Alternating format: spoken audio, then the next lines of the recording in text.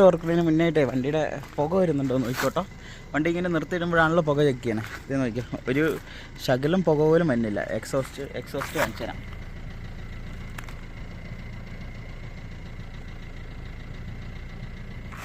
കണ്ടോ, പുകയേ വന്നില്ല. ഇതിപ്പോൾ വണ്ടി അടി ഫുള്ള് ചെളിയാണ് കേട്ടോ. കാരണം എന്താണെന്ന് വെച്ചാൽ വഴി ഞാൻ കാണിച്ചു തരാം. ഞങ്ങളുടെ വീട്ടിലേക്കുള്ള വഴി കണ്ടോ. അപ്പോൾ അതുകൊണ്ടാണ് വണ്ടി ഇങ്ങനെ ചെളിയിരിക്കണേ. ഡെയിലി കഴുകും. പിന്നെ 2 ദിവസത്തിലൊരിക്കൽ, 2 ദിവസമല്ല, ആഴ്ചയിലൊരിക്കൽ സർവീസിന് കൊടുക്കും. മറ്റേ സർവീസ് സെൻറ്ററിൽ കഴുകാൻ കൊടുക്കും. ഞാൻ ഇത് പൊക്കി കാണിച്ചു തരാം. ഇത് ഈ പാച്ച് വർക്ക് ഉണ്ടെന്ന് പറഞ്ഞ സാധനമില്ലേ, ഇത് ഇവിടെ, അത് ഞാൻ കാണിച്ചു തരാം. അത്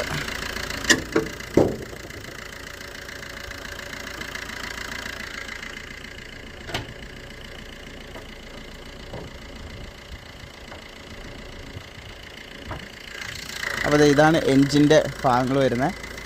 കംപ്ലൈൻറ്റോ കാര്യങ്ങളൊന്നുമില്ല. കണ്ടോ, എൻജിൻ സ്റ്റേബിളാണ്. കണ്ടോ, ഞാൻ സൂം ചെയ്ത് കാണിച്ചു തരാം.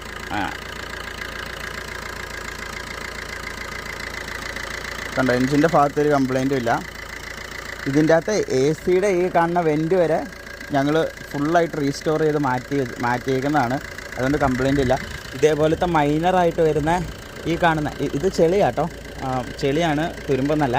ഇതിൻ്റെ അകത്ത് മൈനറായിട്ട് വരുന്ന ഇത് റിലേ ആണ്. മറ്റേ നമ്മുടെ ഹെഡ്ലൈറ്റിൻ്റെ ഒക്കെ ഇതുവരെ ഞാൻ ചേഞ്ച് ചെയ്തിട്ടുണ്ട്. ബാറ്ററി ആണെങ്കിൽ ന്യൂ ബാറ്ററി റീപ്ലേസ് ചെയ്തിട്ടുണ്ട്.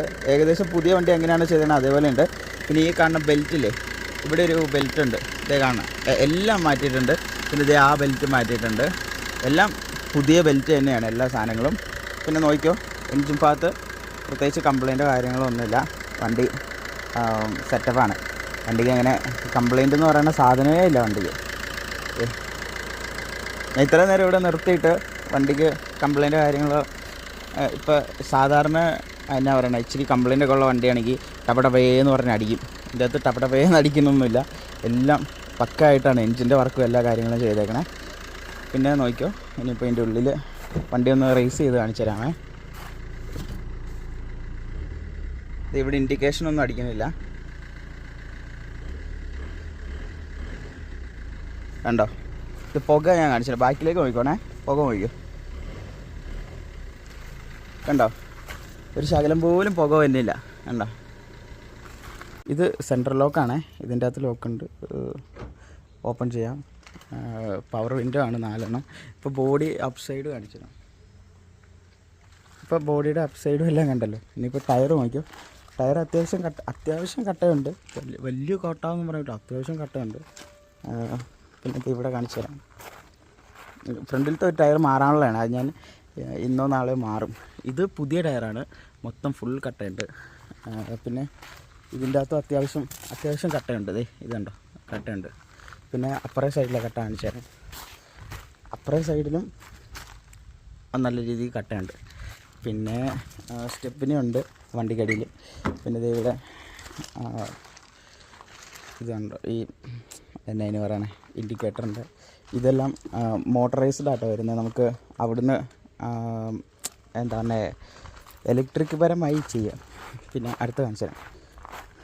വണ്ടി ഓപ്പൺ ചെയ്ത് വണ്ടിയുടെ ഇൻറ്റീരിയർ ഇതാണ്. ഇൻറ്റീരിയറിൻ്റെ അകത്ത് നോക്കണേ, ഇൻറ്റീരിയർ കാര്യങ്ങൾ ഫ്രണ്ട് നോക്കിയോ, ക്ലീനാണ്. അത്യാവശ്യം വലിയ സെറ്റപ്പ് എന്ന് പറയാൻ പറ്റില്ല, എന്നാലും അത്യാവശ്യം ക്ലീനാണ്. ഞാൻ എന്നും വർക്കിന് പോകുന്നത് ഈ വണ്ടിയും കൊണ്ടാണ്. അപ്പോൾ അതുകൊണ്ട് ആ ഒരു ഡെയിലി യൂസിൻ്റെ കണ്ടീഷനുണ്ട്. പിന്നെ ഇത് സീറ്റൊക്കെ നോക്കിയോ, സീറ്റിൻ്റെ കവറും കാര്യങ്ങളെല്ലാം പക്കയാണ്. ഇനിയിപ്പോൾ ബാക്ക് കാണിച്ചു തരാം. ഇവിടെ കാണിച്ചു തരാം. ഇത് മറ്റേ ഞാൻ പറഞ്ഞില്ല, ഈ സൈഡിൽ മിറർ ഹാൻഡിൽ ചെയ്യണത് ഇതാണ്. പിന്നെ ഇത് ലോക്ക് ചെയ്യണതും അൺലോക്ക്. പിന്നെ ഇത് മറ്റേ നമ്മുടെ പവർ വിൻഡോ ലോക്ക് ചെയ്യണത്. ഇതും ബാക്കിലെ മറ്റേ ബാക്കിലും ഫ്രണ്ടിലും വിൻഡോസ്. പിന്നെ വണ്ടിയുടെ ഈ സൈഡിൽ നോക്കിയോ, മറ്റേ ഇങ്ങനെ പ്രശ്നങ്ങളൊന്നുമില്ല. അത്യാവശ്യം ബെറ്ററായിട്ടാണ് വണ്ടി ഇരിക്കണേ. പിന്നെ ഇത് ഇവിടെ നോക്കിയോ,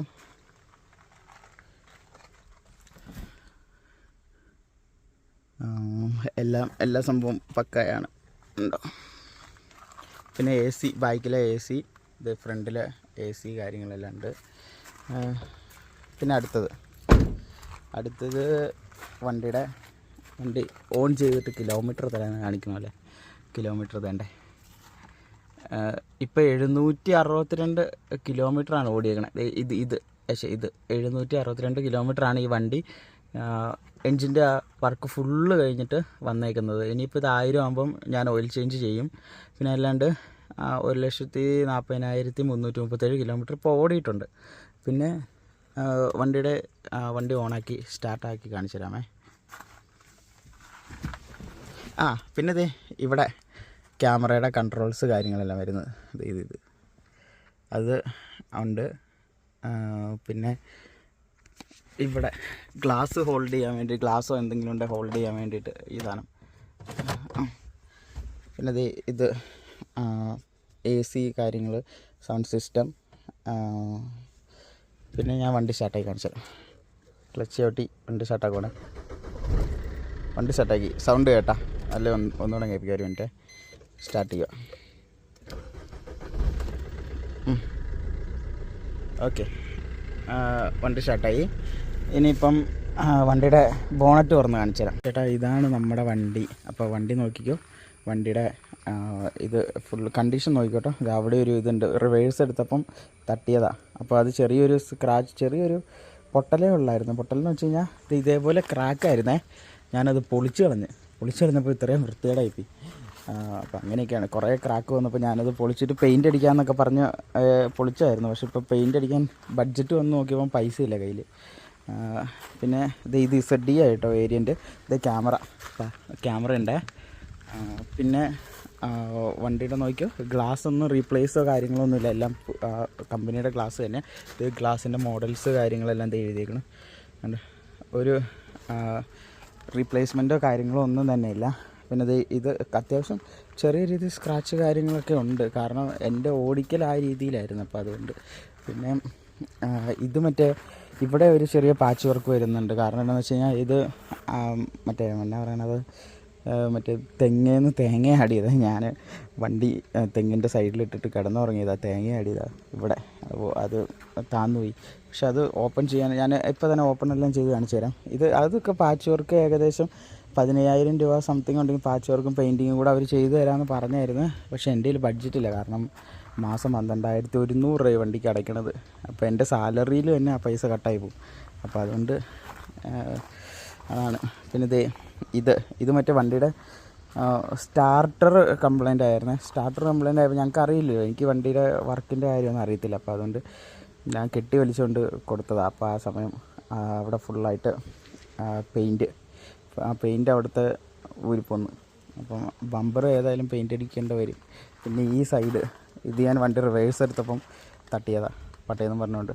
പിന്നെ ഇത് ഈ ഊരിപ്പോകുന്നത്, ഈ വണ്ടി ഇവിടുന്ന് ഇത് ഊരിപ്പോരാൻ കാരണം എന്നായിരുന്നു പറയണേ, കെട്ടി വലിച്ച സമയത്ത് സൈഡിൽ നിന്ന് പൊളിഞ്ഞു പോകുന്നതാണ്. അപ്പോൾ അത് വേണമെങ്കിൽ ഞാൻ ഫിക്സ് ചെയ്ത് തരാം, കുഴപ്പമൊന്നുമില്ല. പിന്നെ ഇതിൻ്റെ അകത്ത് ഇൻറ്റീരിയറും കാര്യങ്ങളൊക്കെ ഞാൻ കാണിച്ചു തരാം ഇപ്പോൾ തന്നെ.